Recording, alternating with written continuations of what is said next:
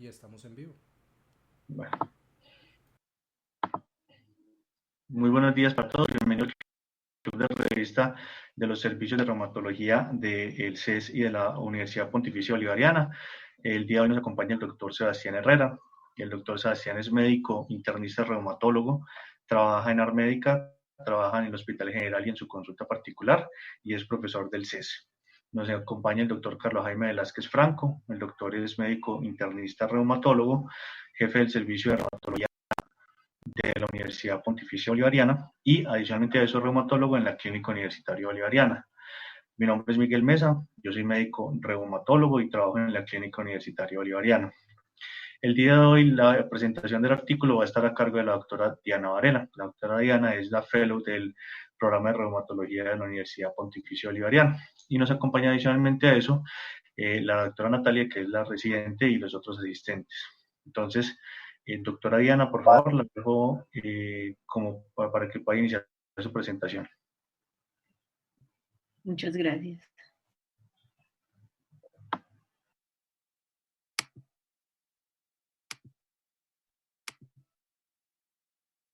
Listo. El artículo que vamos a ver hoy es la continuación versus el desmonte de glucocorticoides después de lograr una baja actividad de la enfermedad o remisión en los pacientes con artritis reumatoide. Este es un estudio controlado, aleatorizado, multicéntrico, doble ciego.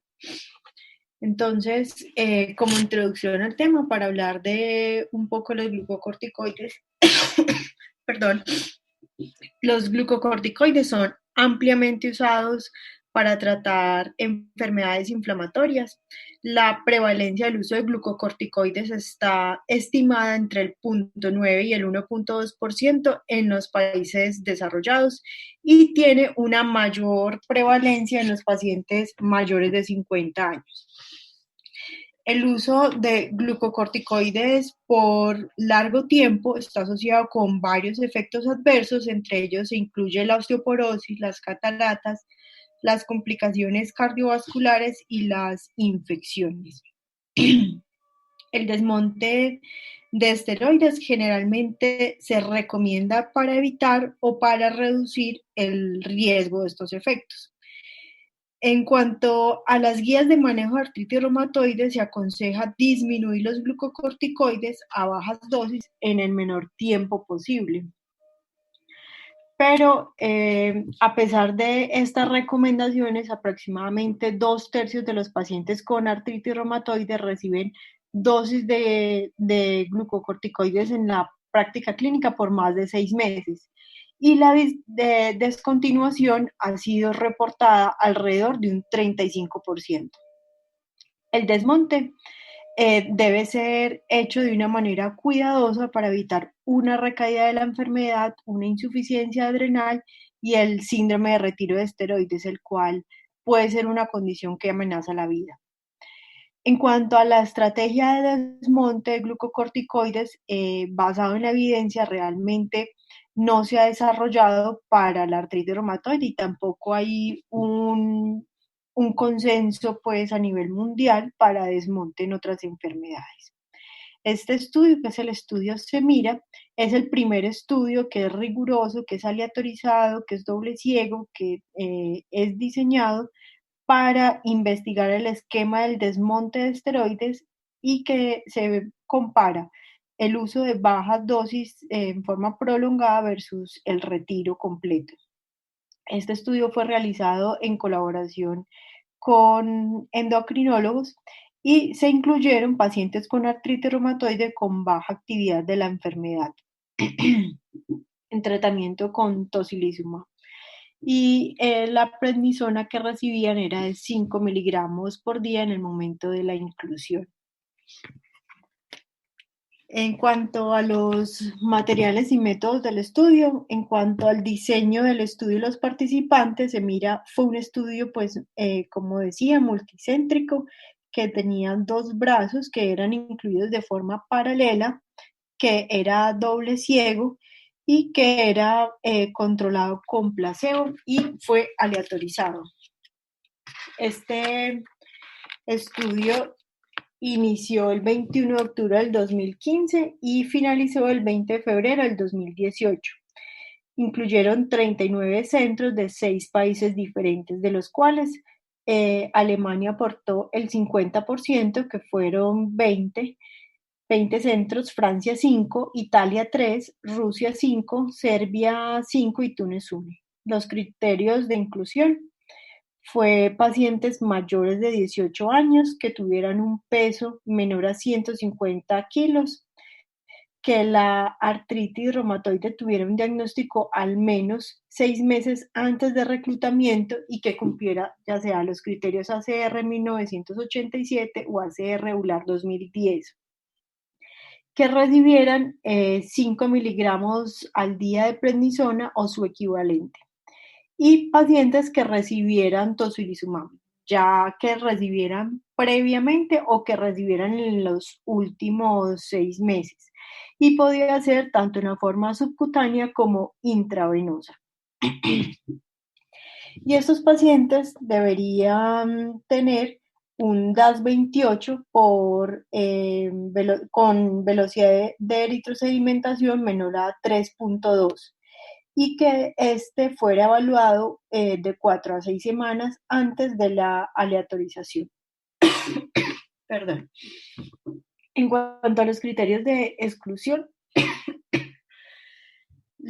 era tener una cirugía mayor dentro de 8 semanas posterior a la aleatorización o hasta 6 meses después. Estar en embarazo o estar en lactancia, o que tenga alguna contraindicación para uso de anticonceptivos, que tenga un peso mayor a 150 kilos, que no tenga accesos venosos fáciles, que tuviera una artritis reumatoide con clase funcional 4, que tuviera presencia de otras enfermedades autoinmunes, que tuviera un inicio de una artritis reumatoide menor a 16 años o una IJ, que tuviera antecedentes de insuficiencia suprarrenal primaria o secundaria, un tratamiento eh, previo con cualquier otro fármaco que no fuera tocilizumab en las últimas 4 semanas o 5 semividas del fármaco, que tuviera un tratamiento previo con terapias de depresión celular,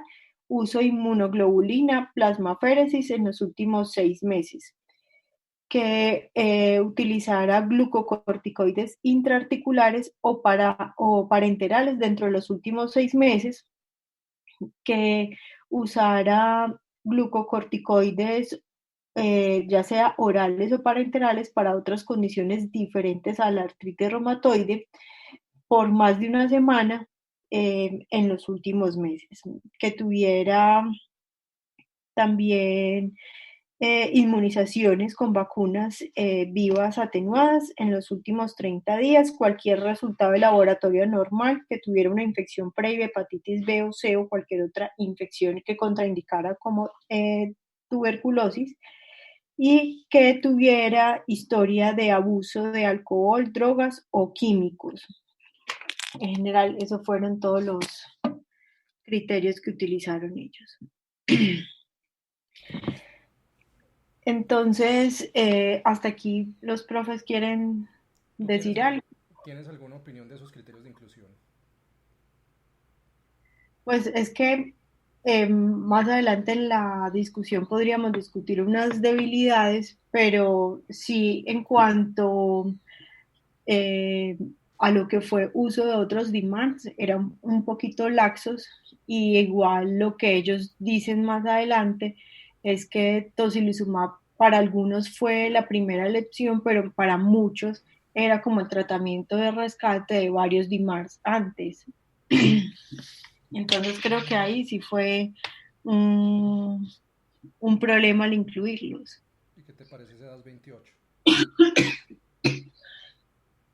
El DAS 28 ellos lo hicieron por velocidad de retrosedimentación para que no se viera tan marcado o el cambio por la PCR debido al uso de tocilizumab.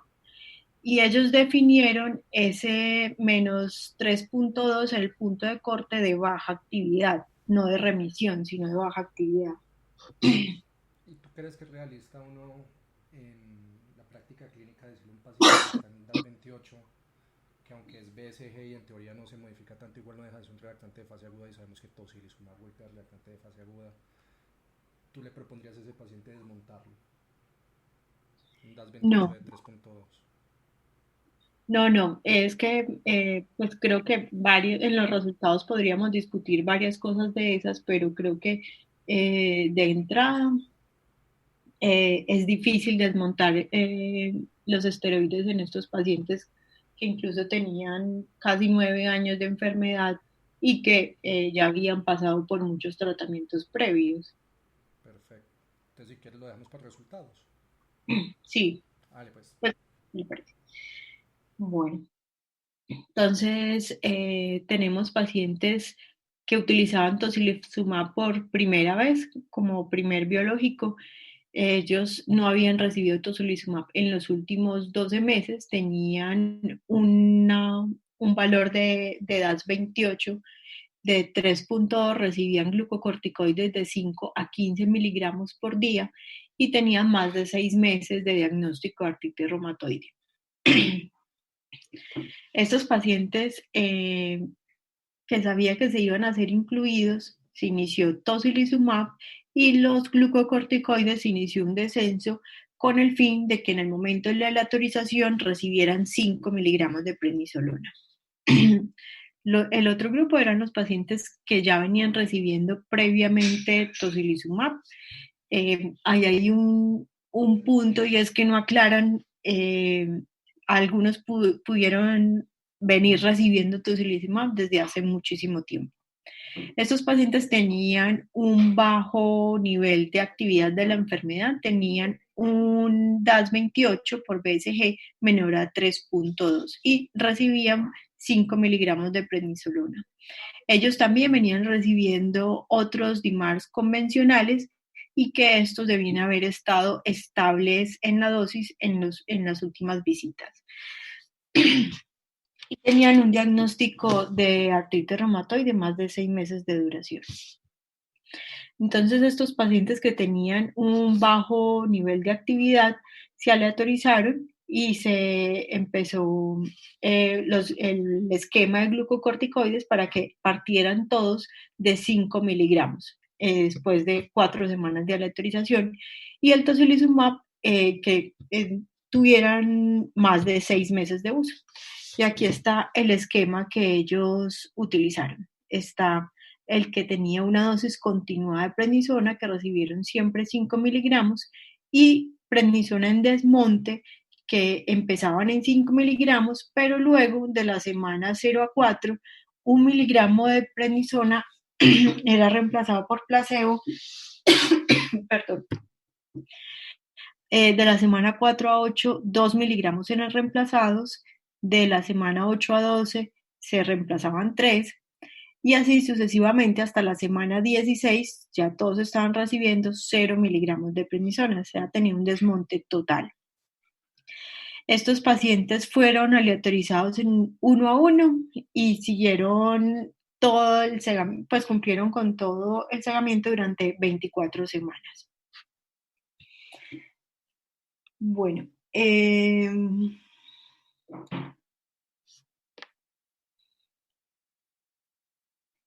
esquema que ellos utilizaron para el desmonte fue basado en las recomendaciones de los pacientes con polimialgia reumática, debido a que, como les decía previamente, no hay un esquema estandarizado para eso. El placebo ellos hicieron que fuera exactamente igual en todas las características a la prednisolona. Todos los pacientes recibieron tocilizumab, 162 miligramos subcutáneos cada semana o 8 miligramos kilogramo intravenoso cada 4 semanas. Los pacientes recibieron, aquellos que tenían pues una recaída, recibían un curso abierto de 2 semanas de 5 miligramos al día de prednisona si tenían la recaída, como les decía, y esta recaída fue definida como un DAS 28 mayor a 3.2 o que tuviera un aumento de 0.6 en comparación con la puntuación de la aleatorización. En cuanto a aleatorización y enmascaramiento, la aleatorización se realizó con un sistema centralizado, interactivo, de respuesta por voz en una proporción 1:1. La aleatorización fue estratificada por el DAS 28 inicial, aquellos que tenían de entrada menos de 2 o mayor o igual a 2, según el país de origen, ya que Alemania aportaba el 50% de los casos, entonces lo dividieron entre Alemania versus el resto del mundo. Los que tuvieran tratamiento concomitante con DMARDs en monoterapia o en terapia combinada, y por el peso también, aquellos que pesaban menos de 60 kilogramos, los que estaban entre 60 y 100 kilogramos y los que eran mayor a 100 kilogramos hasta 150. De ahí a cuánta metodología quisieran hablar algo. Yo diría que es un RCT bien diseñado, pues hasta ahora pues es una pregunta clínica relevante, sobre todo en pacientes con AR establecida. Pues de pronto ahí el sinsabor parece muy interesante, pero cuando uno ve que solo el estudio está con tocilizumab y con esas medidas de actividad que utilizaron, pues ahí queda, sí, ahí empiezan como las dudas del estudio. Pero creo que desde el punto de vista, me corregirás Diana, pues del enmascaramiento, pues el esquema de aleatorización, los desenlaces son clínicamente relevantes. Creo que esa parte es de un RCT convencional y creo que está bien hecho. Sí, metodológicamente cumplen con todo lo necesario para un RCT. Y este estudio fue patrocinado por Roche, que es el laboratorio del tocilizumab. Creo que eso es lo que explica que el tratamiento inicial era, o pues que el tratamiento principal fue tocilizumab. En cuanto a desenlaces, tenían un desenlace primario que fue el cambio con respecto al valor inicial en la puntuación del DAS 28 por BCG a la semana 24 luego de la aleatorización, y contaban con 22 desenlaces secundarios. Entre ellos estaba el éxito de tratamiento a la semana 24, los cambios con respecto al CDAI, el porcentaje de pacientes que tenían más de una recaída, el tiempo que se duraba hasta la recaída, el número de visitas que tenían con recaídas, cuántos rescates requirieron, el tiempo que se requirió hasta la primera administración de los medicamentos, el número de administración de medicamentos de rescate, la dosis acumulada prednisona, todos los cambios con respecto al valor inicial de articulaciones inflamadas, articulaciones dolorosas, percepción del dolor, evaluación del paciente, evaluación médica, el HASD, los cambios en la BCG, en la PCR, incluso lo evaluaron, entre otros. Como les digo, habían 22 desenlaces secundarios que está en el protocolo, en el suplemento de ellos. El análisis estadístico, entonces ellos hicieron un cálculo de tamaño muestral de 226 pacientes que fue calculado con un 80% del poder, con un intervalo de confianza del 95%, lo calcularon para los desenlaces a 2 colas, y los pacientes por estudios previos lo calcularon por una desviación estándar de 1.33 unidades. Y importante para ellos lo tomaron como 0.6 unidades. Hicieron un análisis por intención a tratar y por protocolo. El análisis principal entre ellos fue de covarianza con una ANCOVA. También hicieron análisis de eficacia secundaria que era realizada por un modelo de regresión logística. Y el primer análisis de tiempo de recaída fue analizado por un Kaplan-Meier. De ahí me parece que toda la parte estadística fue muy bien diseñada.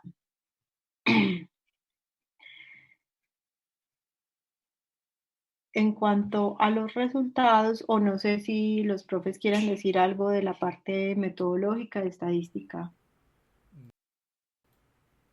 Perfecto.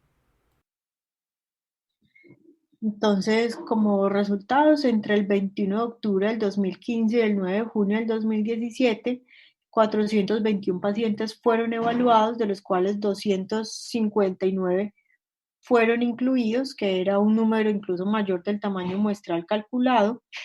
De ellos, el 77% eran mujeres y el 23% fueron hombres. Tenemos la tabla 1.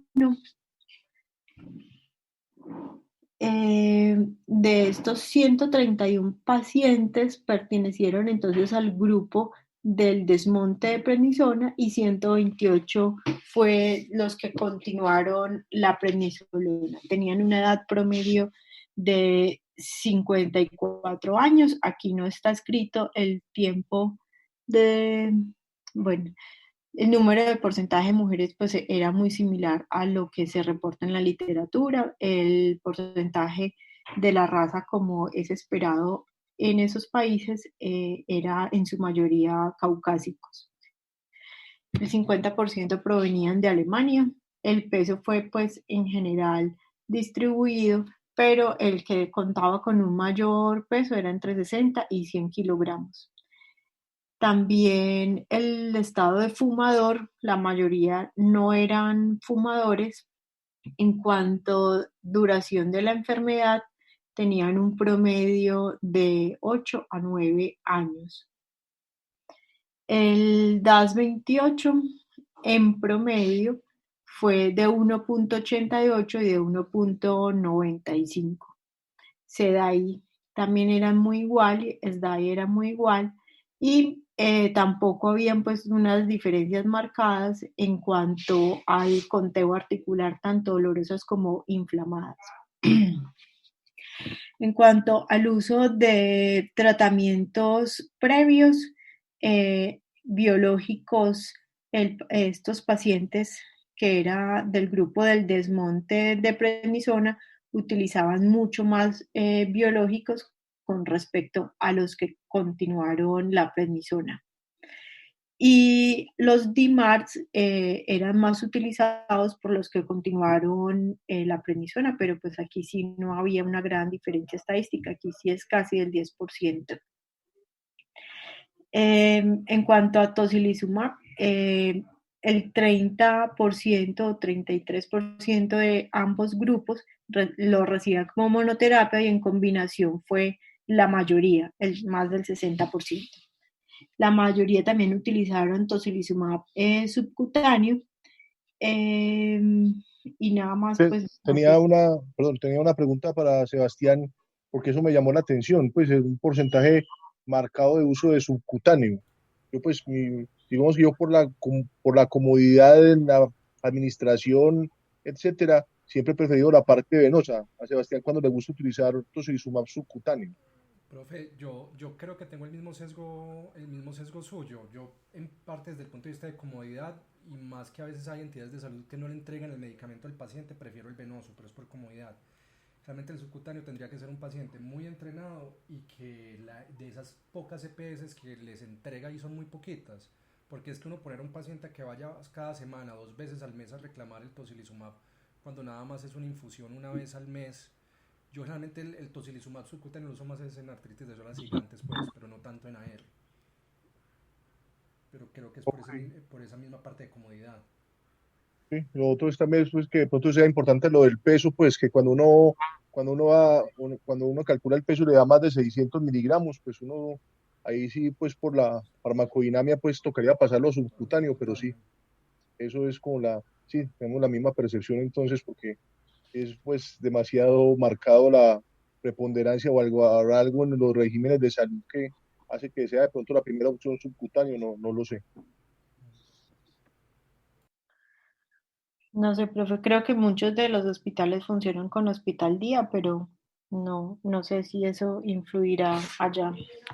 Y lo otro es que también el porcentaje pues, de uso de biológicos es muy alto, ¿cierto? Pues digamos que en general en las cohortes, en general, pues uno aceptaría 10 hasta un 15% pues, de uso de biológicos, pero cifras de 38%, 20-30%, pues se me hacen elevadas.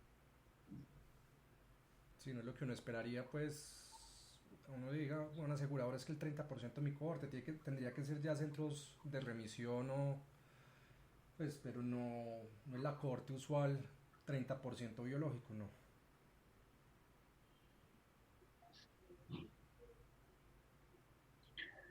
y Listo. también un porcentaje bajo de uso de metotrexate. Eso pues siempre es posible pues que también hay que tener en cuenta la intolerancia pues o los efectos adversos graves que obligan a la suspensión, pero sigue siendo un porcentaje bajo. Sí, señor. Bueno, en cuanto al desenlace primario, entonces el cambio para ellos en DAS 28 fue de 0.54 con un intervalo de confianza de 0.35 a 0.73 en el grupo de los pacientes que tuvieron desmonte de prednisona. El cambio en el DAS de los que continuaron fue de menos 0.08, que el intervalo fue entre 0.27 y 0.12. La diferencia fue 0.61. Vamos a ver aquí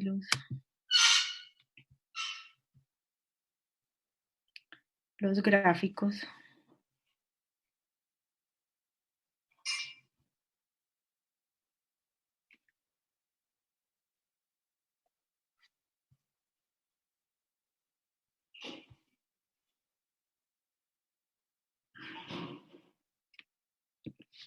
Aquí está. Entonces, el 77% de los pacientes continuaron con prednisona, no presentaron recaídas, versus el 65% de los pacientes con desmonte. Esto tenía un RR de 0.83 con un intervalo de confianza entre 0.71 y 0.97, es decir, que disminuyó un 17% con respecto a los que suspendieron las recaídas, pero esto iba entre un 3% hasta un 29%, es decir, que la reducción absoluta del riesgo fue de un 12%. El cambio en el SEDAI, no sé si para ustedes ese resultado, que es el resultado principal que los lleva a pensar, profes.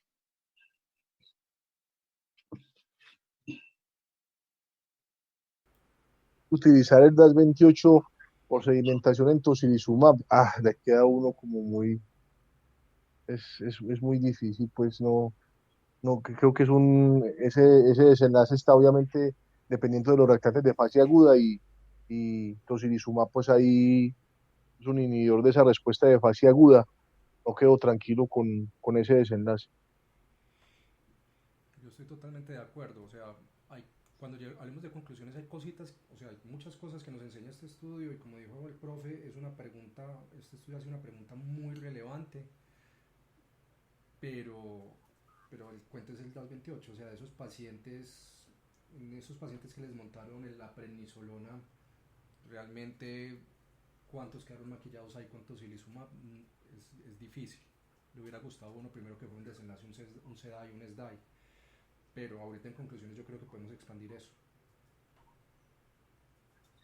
¿Y qué piensan de acuerdo a lo que ellos definieron como recaídas, un cambio en el punto 6 del DAS 28? Está dentro de la definición, o sea, ojalá pues fuera el 1.2, pues para uno decir pues hay un cambio importante en la actividad, pero punto 6 es el punto estadísticamente significativo y que eso está validado en muchas cohortes, ¿sí? Es de esos desenlaces que son estadísticamente significativos, pero la relevancia clínica lo pone uno a pensar.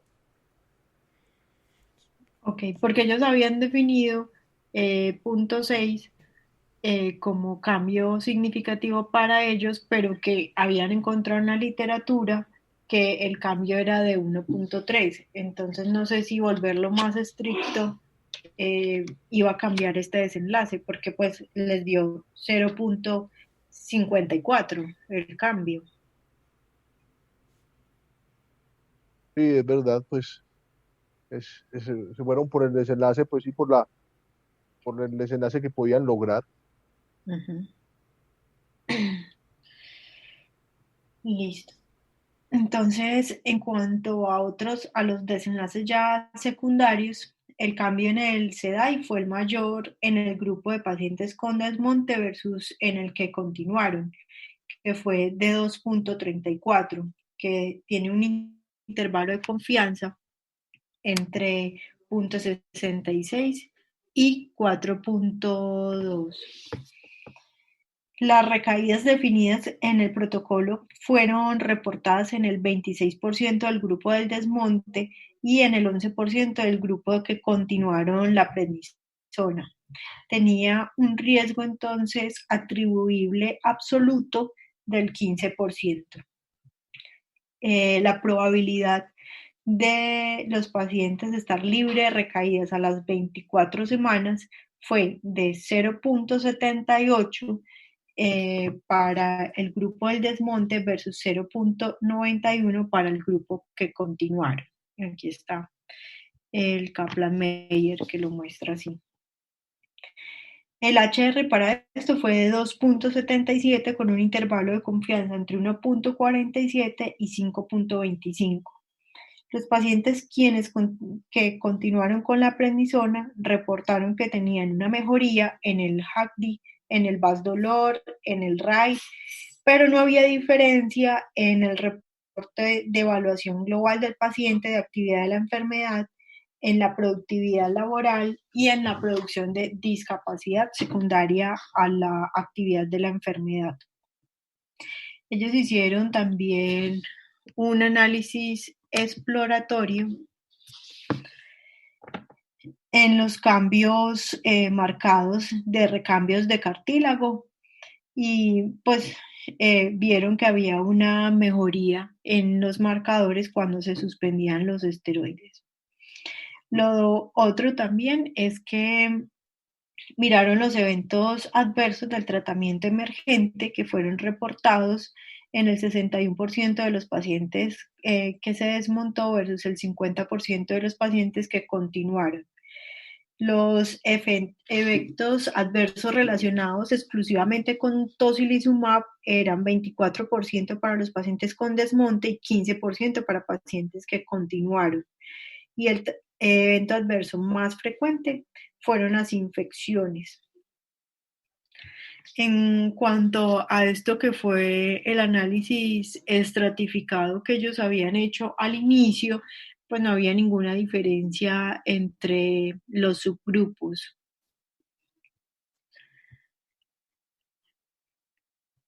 De ahí les llama algo la atención, quieren hablar algo sobre eso.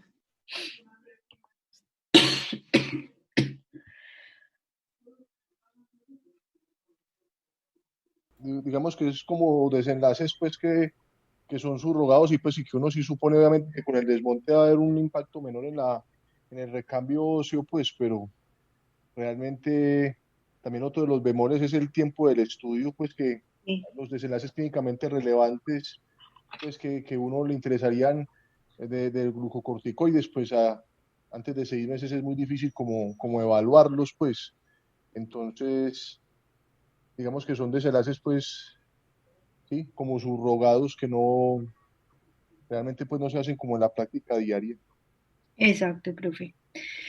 Pues para entrar un poco entonces en la discusión, pues lo que aporta el estudio es que es realmente el primer estudio de tipo RCT que con un diseño metodológico muy bueno para desmontar esteroides que no tienen pues un protocolo claro para los pacientes que tienen un uso estable de biológicos. Para ellos, pues en este estudio encuentran que mantener el esteroide da un mejor mantenimiento de la remisión de la enfermedad o de la baja actividad de la enfermedad y que la diferencia absoluta que encontraron entre el uso y el no y el retiro era del 12%. El NNT que calcularon fue de 8, pero es un estudio que presenta algunos problemas para poder hacer este tipo de conclusiones. Entre ellos está, como dice el profe, que es un periodo corto de observación y que los esteroides por mucho tiempo han sido criticados o lo temido es el uso o los efectos adversos a largo plazo, como es el de la osteoporosis, las cataratas y todo el factor de riesgo cardiovascular y lo que nombrábamos previamente, que en 6 meses eso no se puede evaluar. No hay un significado clínico entre, pues, por ejemplo, de estos eventos adversos que ellos observaron precisamente por el tiempo. Y no es el tiempo suficiente para evaluar si realmente es seguro en cuanto a no solamente estos desenlaces, sino también mortalidad. Hay otros estudios cross-sectional que ellos nombran ahí, que sugieren que los pacientes con artritis reumatoide y uso de dosis bajas de esteroides, 5 miligramos al día, más o menos el 48% tienen una insuficiencia relativa y que no permite el desmonte de los esteroides.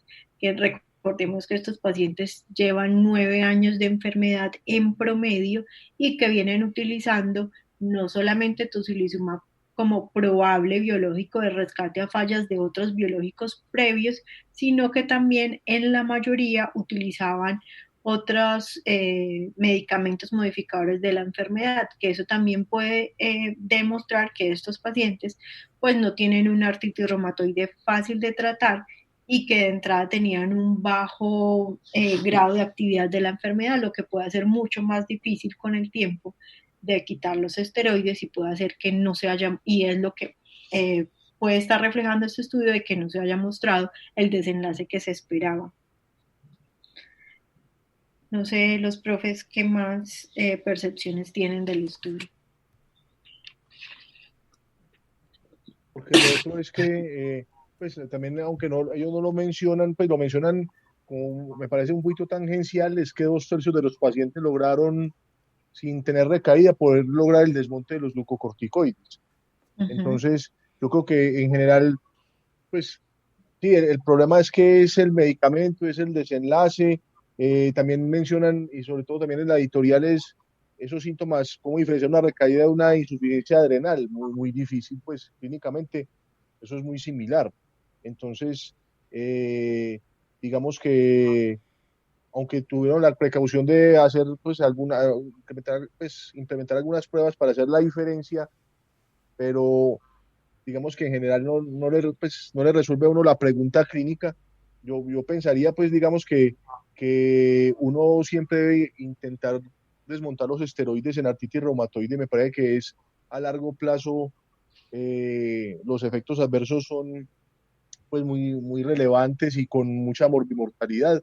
Pues uno lo intenta y lo puede hacer. Pues digamos que siempre uno piensa que no, digamos que el argumento para no hacerlo es que uno no tiene prednisolona y 1 miligramo, pero digamos que por la nueva resolución pues del POS y todo eso, pues a uno se le ocurriría así pensándolo de manera muy, muy global, es que la metilprednisolona, el Medrol, que ya está en el POS, viene de 4 miligramos y es una tableta ranulada por 4. Entonces uno puede hacer un desmonte de 1/4 y está haciendo un desmonte de 1 miligramo.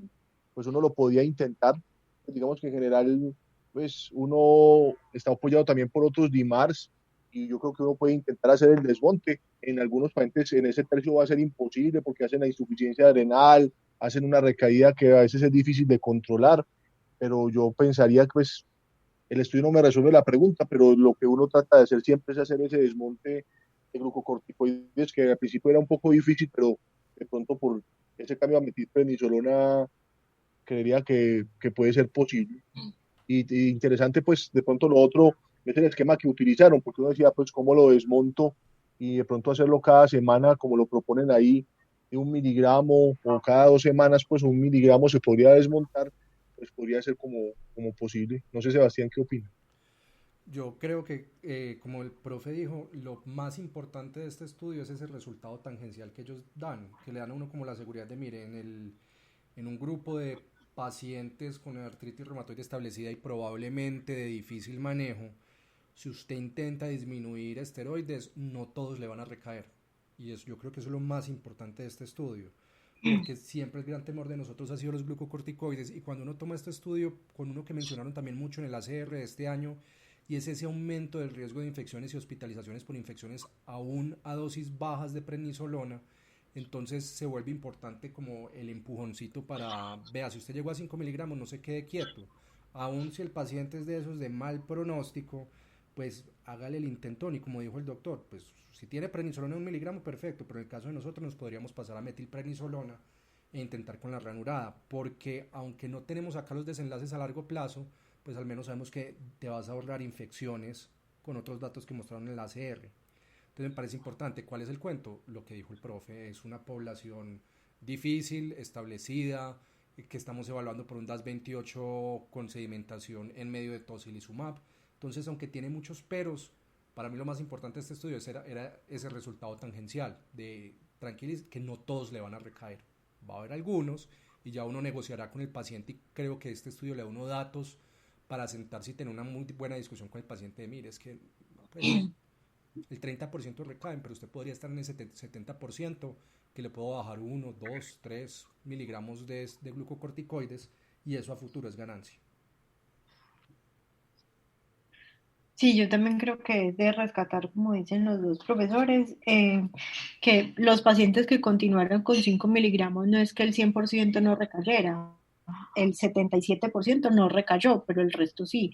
Y de los pacientes que se les quitó del todo, se logró el desmonte completo de esteroides, el 65% no recayó, y creo que ese 65% es muy importante porque es un 65% de los pacientes que van a evitar a largo plazo todos los efectos adversos conocidos de los esteroides.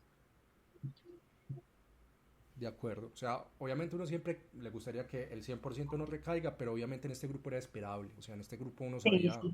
antes de hecho uno dice, uy, ¿cómo se metieron con esta gente para desmontar esteroides? Yo hubiera escogido más bien una artritis reumatoide temprana, sin erosiones, de 6 meses de duración máximo, porque en este grupo sabíamos que iba a haber recaídas, entonces uno lo tiene que ver más por ese lado, es un grupo muy difícil y un gran porcentaje no volvió a recaer, entonces de esa Sí, forma creo que es mucho más llamativo, o sea, como lo escribieron no parece tan llamativo, pero cuando tú lo rescatas de esa forma es un estudio que es muy llamativo, y como dijo el profe, una pregunta muy importante. sí, señor. Es como una invitación a evitar esa inercia terapéutica, pues es muy fácil uno seguir nada más mandando una tarifica de prednisolona, pero uno puede intentar hacer el desmonte. Sí, señor.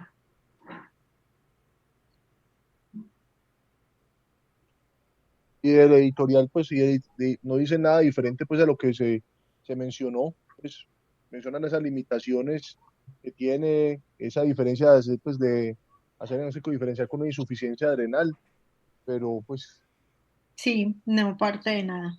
Pues sí, es no hay como más nada la adicional. presentación, sí, sí, señor.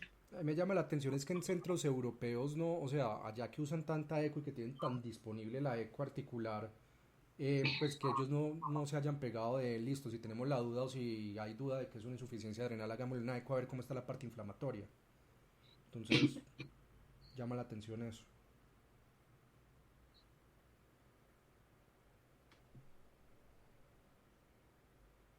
Sí, señor. Pregunta o comentario de los asistentes?